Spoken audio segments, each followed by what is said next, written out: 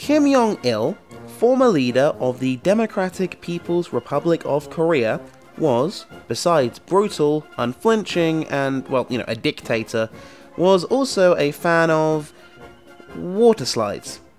What on earth has that got to do with anything? Well, simply, I just want to establish immediately here that North Korea is fucking crazy. It's not just the concentration camps, as well as the horrific human rights record, it's also the cult of personality surrounding the ruling family. And there's just so much crazy shit that comes out of it. Like, did you know the previous leader, Kim Jong-il, claimed to have invented the hamburger, and was also a massive fan of Elizabeth Taylor, of all people, and that the current leader, Kim Jong-un, allegedly had plastic surgery to make him look more like his late grandfather, the first dictator of North Korea, Kim Il-sung. So, to further my point and get off this ramble, we're going to watch some cartoons from North Korea. Buckle your seatbelts, guys, it's going to get weird and wild. Up first, we have this wonderful gem about a charming little boy chasing a rabbit through a field of green. Pretty standard stuff, but naturally the animation quality is quite low, and the quality of the video itself is pretty bad. Sadly, this is a common theme with a lot of these North Korean films, since they have to be smuggled out on capture equipment that itself has to be smuggled in to the most secretive country on Earth. Our hero fails to get his bunny, and is scolded by his friend for not using his head more. At least that's what I think they're saying. There's no subtitles, you can tell, so I'm going from context alone here. After his little squabble, it's time to go and do some North Korean maths homework, and have our first in our anti-imperialist imagery, with the boy shooting a US helmet with a compass. Since apparently he's a total dunce, he falls asleep at his desk for no real reason, and now it's to Dreamland, to an imaginary military world, where pencils and protractors are all the equipment you need to defend the homeland. Yep, that's what we're doing today on this show. Cheap animation and even cheaper missiles. Though I do wonder if these pencils are the actual North Korean missile program. With how many that have blown up on the launch pad, it's kind of hard to tell the difference. The children hold off the advancing American fleet with ease by using their simple mathematics skills, and it's all going to plan until it's our hero's turn to fire. Oh no, he doesn't understand how the protractor works. He can't follow the orders he's being given and get the angles right. It's futile, missing every single shot. Christ, he even takes to guesswork after a while. Finally, the Americans land a hit with a rather Humphrey Bogart looking missile, knocking the boy out. North Korea is lost. It's doomed to be eaten by, battleships that vomit tanks. Hey look, I did say it was gonna get weird and wild. Don't say I didn't warn you.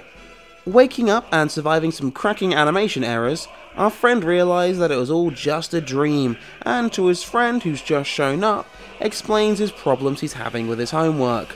Finally, his friend shows him that, hey dipshit, this is how you use a protractor! It ends with them having a round table about, I guess defending their glorious leader with angles? What? Is this promoting kids to stay in school, or is it trying to get them to enlist as child soldiers? I'm getting mixed messages here. The second one I have for you here follows the same vein of pure anti-USA propaganda, and it's called Time Bomb. This one is unique in that it's the only dated one I could find, marked from 1967. It's clearly set during the Korean War, as we see a devastated land before meeting our lead character while he tends for his sick sister. He's a model North Korean, sharing newspapers and gleefully eating an apple in a nation with mass food shortages. There's a common theme in all of these shorts, and it's that there's always tons of food in them. I'll touch more upon it later, but it's just kind of funny, malnutrition, mass starvation, what's that? Now we meet our American baddie and his dog. The dog's a cutie, but the American appears to be some kind of hybrid hodgepodge of Richard Nixon and Donald Trump, who feeds the dog Dominoes. He and his soldiers get ready and roll into town for a good time being imperialists, by hammering signs into the ground and running over buildings with tanks. But to the commander's dismay, there's something written on the wall he doesn't like. Since the USA is totally a totalitarian and fascist country, he orders the tank to destroy the wall to remove the graffiti, but to no avail. Now it's time to get extreme, as he passes bombs to his men so they can get revenge on the Koreans. Quick question, besides all being blonde, what's up with these fingernails and these running cycles?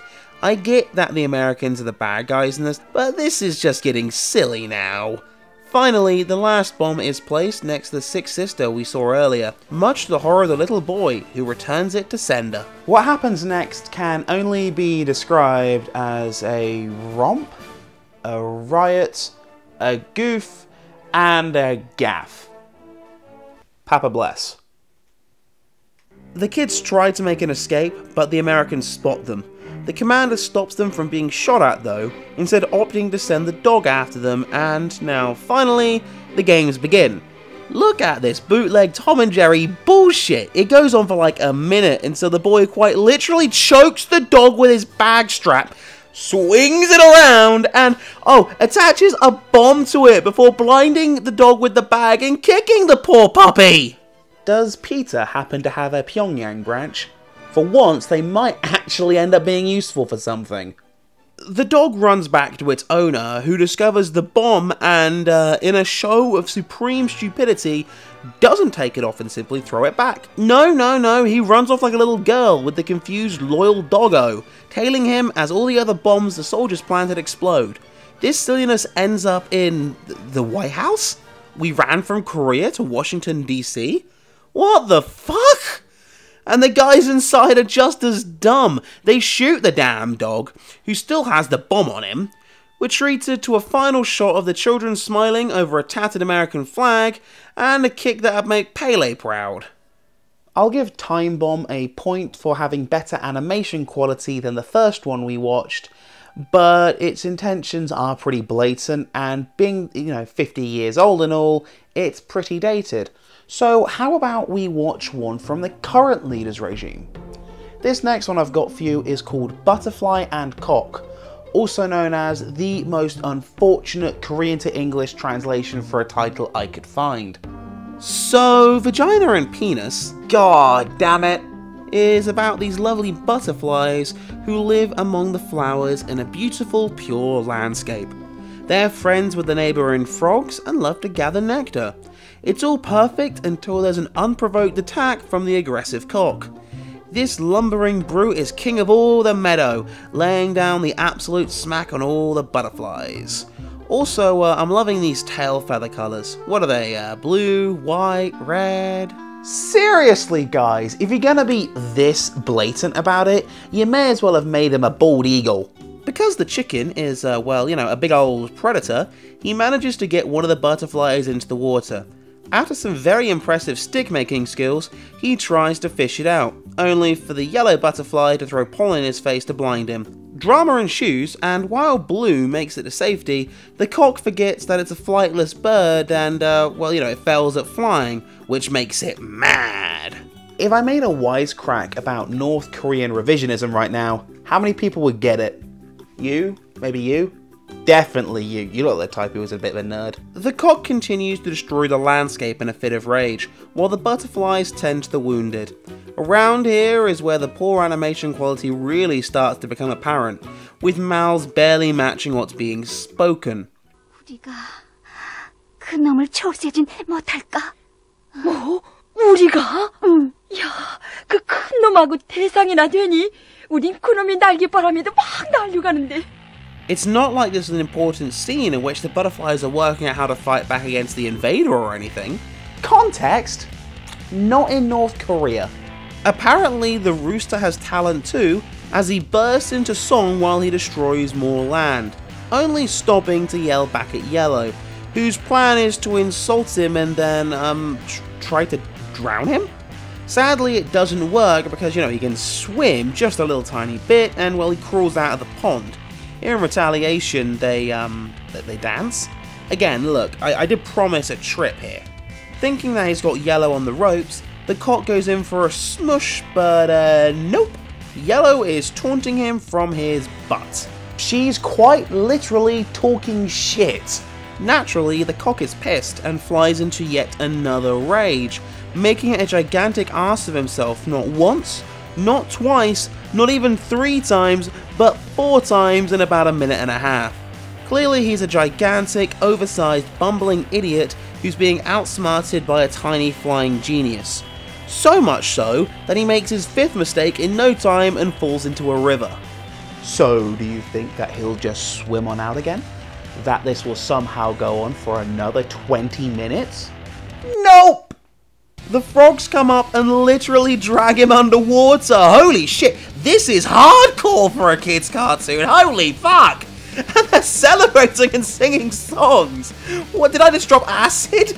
Not even the Soviets or Goebbels came out with something this trippy. And boy, they made some weird stuff in their time. All of these so far have been simple, one-off cartoons, with no real tangible long plot lines that is meant to be consumed by themselves, with no real context.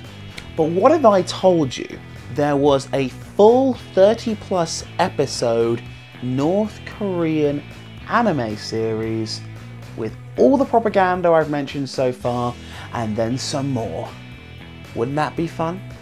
Well kids, grab yourself a nice tall glass of Kool-Aid and prepare yourselves for Squirrel and Hedgehog. I'm not sure why I'm surprised that there'd be a series like this in North Korea, but hot damn, here we are. None of these episodes I have are dated, but I'd have everything from episode 1 to 32. And get this, it's one of the few shows to make it out to the rest of the world, albeit heavily edited. Why is it edited, you ask? Well, because like the rest of these, it's awfully blatant propaganda, and it's also horrifically violent, and it stars Disney-like cuddly characters. Jonestown flavour. Here's the setup. Our heroes here, the squirrels, hedgehogs and ducks, are part of a nation called Flower Hill, who just so happen to be at war with various other predator nations. There's wolves, weasels and rodents to fight with. Oh, right, and did I mention it's blatant propaganda? Scenes from the series range from war, to crying at seeing your homeland, to seriously comrades, there are no food shortages. It's a wild time, man, but today I'm going to focus on a handful of scenes from episode 27 that show both higher quality animation and just general... What? Seriously? That? Like this, the introduction to every episode. You get a quick recap from these two on the ongoing war, before diving into the plot head first like a crazy fool. This shit is apparently action-packed, and now the boys are coming back from war to their friends and family. They love their homeland so much that the sheer display of nationalism causes this one to well up and cry. Just remember kids, if you join the military, you will always be a hero. There are no unpopular wars which the validity of remains in question decades later. It's just not a thing. It's a happy family reunion in Flower Hill, as these two brothers reunite after what is implied to be years apart. It looks like the Navy is still at it though, intercepting a threat and... Wait, what? Was that a giant CG whale? Did a giant CG whale just swallow up the subplot mice while North Korean ducks looked on in confusion? What you looking at me for? I ain't got nothing for this. It's an even happier family now as the brothers meet their father. And remember, no food shortages! Now hush up and eat your apples while we watch cute innocent animals perform live military drills with lethal efficiency and have PTSD flashbacks. You know, since this is for kids, there's even musical monkeys and now they're on a cruise ship for some reason. Okay, there probably is a reason, but again, I don't speak Korean and there's no subtitles. Either way, there's trouble in paradise as the mice, or rats, whatever they are, bail out of the Mecha Moby Dick, taking over the ship in an act of supreme aggression. Why is it that the North Koreans never have their analogs start any of these wars in their cartoons? I wonder. It doesn't take long for the brave civilians to fight back and the invader's true target, this small guy, to quickly hide while everyone else takes a beating. The cavalry gets called, but not before it turns out that the bunny rabbits we thought to be friends, nope, sadly they're just rodents in disguise. Finally, with the military on the scene, a gunfight starts. No, you heard me right, gunfight. we get a Mexican standoff with the younger brother being used as leverage to make a clean getaway. At least it would be if there wasn't a smoke sperm bomb. Bullets are shot and down goes a soldier, which the little kid takes a beating for. What? Guys, there's a mecha whale there! Why are you arguing on the docks? And okay, it's over apparently. Tune in next time, I guess, if there is a next time. Or in my case, I think I'm done with my expedition into this weird little world. It's fair to say that only the most nationalistically inclined people would see any value in these, and I get as a Westerner that I was never meant to see many of these films. But guys, come on, step your propaganda game up. Even the butterfly one was blatant in its intentions, and all of them deliberately misrepresent basic facts about the Korean War. I guess that's the moral of the video. Tell the truth or else, well, your country ends up making ultra-violent Disney cartoons in the gulag. God, I hope nobody in an actual North Korean gulag worked on these.